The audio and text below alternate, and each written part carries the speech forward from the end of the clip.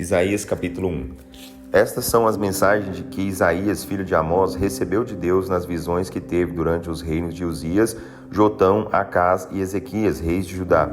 Nessas mensagens, Deus mostrou a ele o que iria acontecer a Judá e Jerusalém. Céus, terra, escutem.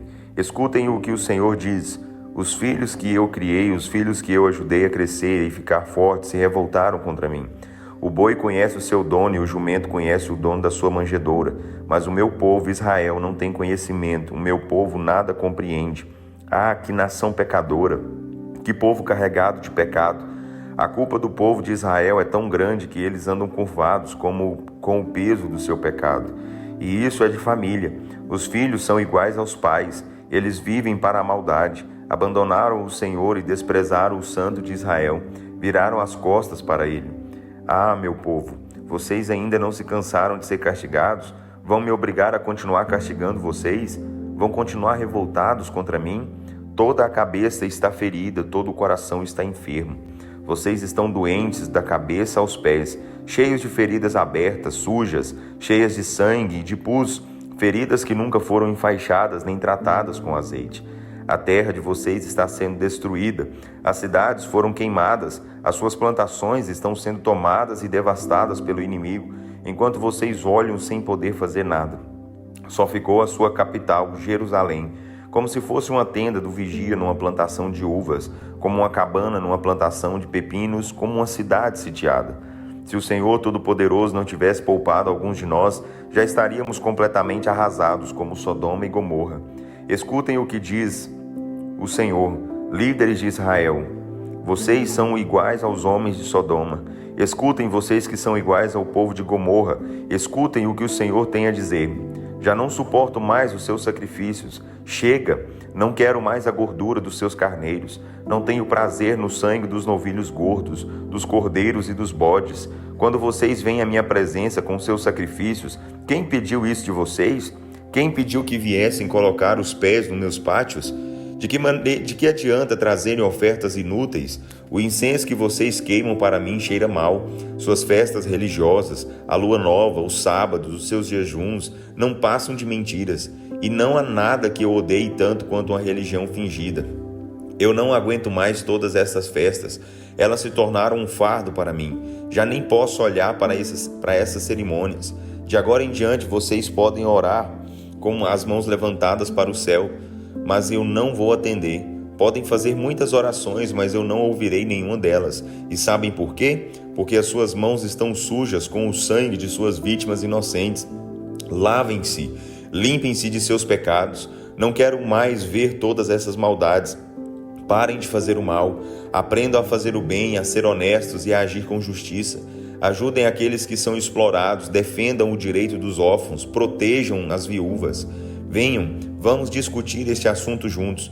Diz o Senhor, por mais vermelhas que sejam as manchas dos pecados que vocês cometeram, eu limparei essas manchas completamente e as deixarei brancas como a neve fresca. Mesmo que os seus pecados sejam vermelhos como sangue, eu os deixarei brancos como a lã. Se ao menos vocês me obedecessem, poderiam comer os melhores frutos que essa terra produz. Mas se continuarem rebeldes, não se dispondo a ouvir o que eu digo, serão mortos pela espada. Eu, o Senhor, falei. Ah, Jerusalém, antes você era minha esposa fiel, agora você age como uma prostituta. Antes você era cheia de justiça, na qual habitava a retidão, mas agora a cidade é habitada por bandos de assassinos. Antes você era valiosa como prata pura, agora é um monte de metal sem valor. Antes você era como o melhor vinho, mas agora o seu vinho ficou aguado. As suas autoridades se revoltaram contra Deus e fizeram amizade com ladrões. Aceitam dinheiro e presentes como suborno. Não dão atenção aos direitos dos órfãos e não defendem a causa das viúvas. Por isso, o soberano, o Senhor dos exércitos, o poderoso de Israel, anuncia: vou ajustar as contas, vou castigar duramente os meus inimigos. Vou limpar Israel de toda a sujeira, como o fogo queima o metal sem valor e remove todas as suas impurezas. Restaurarei os seus juízes e conselheiros sábios, como você tinha no princípio. Então você voltará a ser chamada a cidade de justiça e a cidade fiel. Os judeus de Jerusalém que se arrependerem e voltarem a obedecer ao Senhor, sendo justos e bondosos, serão salvos por ele. Mas os rebeldes que insistem em viverem pecando e abandonam o Senhor serão completamente destruídos. Vocês que adoravam os carvalhos sagrados e os bosques sagrados que tanto apreciavam, ficarão cobertos de vergonha. Vocês murcharão como uma árvore velha, secarão como um jardim que não é regado. O homem mais forte e poderoso em Israel será como a palha. As grandes maldades que os judeus fizeram serão a chama que queima toda a palha, e ninguém conseguirá apagar esse incêndio. Isaías capítulo 2. Esta é a mensagem que Isaías, filho de Amós, recebeu sobre o futuro de Judá e de Jerusalém. Nos últimos dias, o templo do Senhor será o centro das atenções de todo o mundo. Gente de todas as nações correrão para lá. O comentário geral entre os povos vai ser o seguinte: vamos ao monte do Senhor, ao templo do Deus de Israel. Lá ele nos ensinará as suas leis. Vamos aprender a andar nos seus caminhos, porque a lei sairá de Sião, de Jerusalém virá a palavra do Senhor. Os grandes problemas internacionais serão resolvidos pelo Senhor. Todas as armas das nações serão transformadas em ferramentas úteis, pás, arados e enxadas.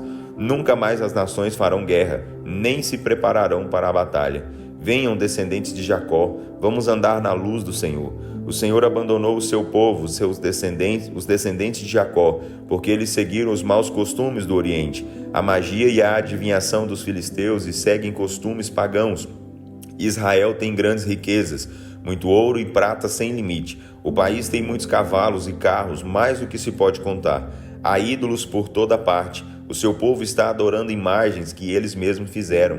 Por isso todo o povo perde a sua dignidade. O homem será humilhado. Ó Deus, não perdoe os seus pecados. Vamos, procurem esconderijo nas cavernas. Escondam-se na terra com medo da presença espantosa do Senhor e da tremenda glória da sua majestade. O dia dos arrogantes virá, e o orgulho dos homens cairá por terra. Nesse dia somente o Senhor será exaltado. Naquele dia o Senhor Todo-Poderoso será contra todo orgulhoso e arrogante, contra todo aquele que se exalta, contra os altos e sublimes cedros do Líbano e os carvalhos de Baçã, contra todas as grandes montanhas e contra todas as colinas altas, contra todas as torres altas e contra todas as muralhas fortificadas, contra todos os navios mercantes e contra os belos objetos que eles transportam. Naquele dia todas as coisas de que a humanidade tanto se orgulha perderão seu valor. O orgulho do homem vai ser reduzido a zero, somente o Senhor será honrado. Os ídolos serão completamente destruídos. Os homens cheios de medo fugirão para dentro das cavernas e para os buracos da terra, por causa da presença espantosa do Senhor e da tremenda glória da sua majestade, quando ele se levantar para sacudir a terra. Naquele dia, os homens jogarão fora seus ídolos, suas imagens de ouro e prata que fizeram para adorar, deixando tudo isso para os ratos e os morcegos. Fugirão para as cavernas e grutas por causa do terror que vem do Senhor e da tremenda glória da sua majestade, quando ele se levantar para sacudir a terra. Por isso, parem de confiar no homem, ele é um mero mortal. Que valor ele tem? Isaías capítulo 3. Vejam, o soberano, o Deus Todo-Poderoso, vai cortar o sustento da cidade de Jerusalém e do povo de Judá, tanto o suprimento de pão quanto de água. Vão desaparecer o valente e o soldado, o juiz e o profeta, o adivinho e o ancião, o oficial do exército e a autoridade civil, o conselheiro, o mágico e o feiticeiro perito. O Senhor escolherá meninos irresponsáveis para governar o seu povo. O povo será oprimido, um será contra o outro, cada um contra o seu próximo. Os jovens ofenderão os idosos, o desprezível se colocará contra o homem de bem.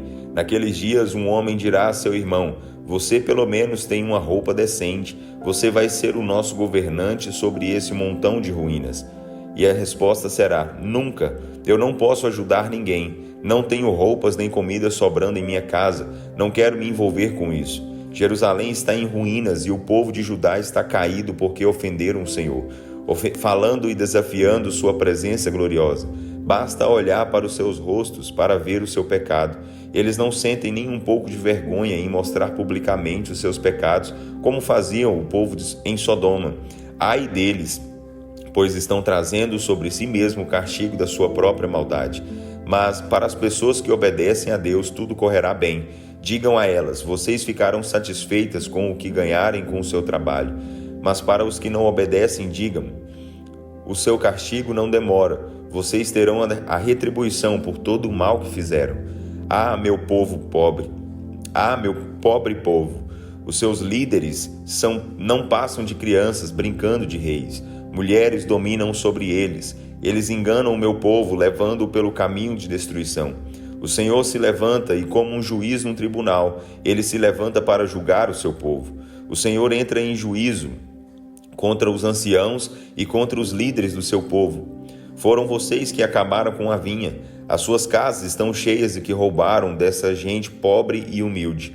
Como vocês tiveram coragem de fazer tanto mal ao meu povo, e de explorar tanto os pobres? É o Senhor, o Deus Todo-Poderoso, quem está falando. Diz o Senhor: por causa da arrogância das mulheres de Sião, que desfilam pelas ruas de cabeça erguida, com seus olhares atrevidos e que fazem barulho quando andam, o Senhor vai castigar as mulheres de Sião, rapando as suas cabeças. Vai deixá-las descobertas e envergonhadas diante de todos.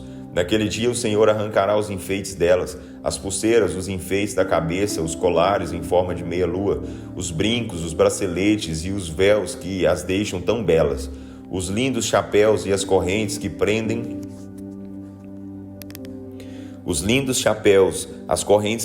nos tornozelos para andar com elegância, os cintos, os talismãs e os amuletos, os anéis com o selo e as joias do nariz, os belos vestidos de festa, os xales elegantes, os mantos e as bolsas, seus espelhos, as roupas de linho, os enfeites para o cabelo e os turbantes. Em lugar do perfume vai haver mau cheiro, e em vez de belos cintos, elas usarão pedaços de corda, em vez de penteados bonitos, calvície, em vez de belos vestidos, pano de saco. Toda a antiga beleza dessas mulheres desaparecerá. Tudo que lhes resta é a vergonha e a desgraça. Seus homens morrerão na guerra e seus valentes morrerão no combate. As portas de Sião ficarão de luto e chorarão a cidade. A cidade se assentará no chão, completamente desolada.